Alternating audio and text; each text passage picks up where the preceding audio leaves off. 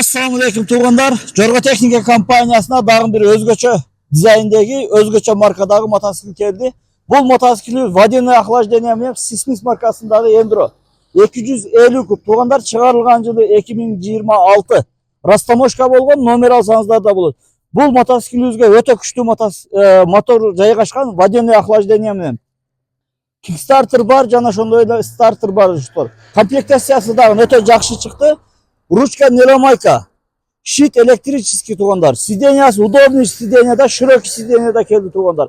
Айылга, тоогайдарга эң ыңгайлуу мотоциклдердин бири. Мындай болгон багажниктер менен келди тугандар. Бул айыл чарбасына өтө ыңгайлуу мотоциклдердин бири.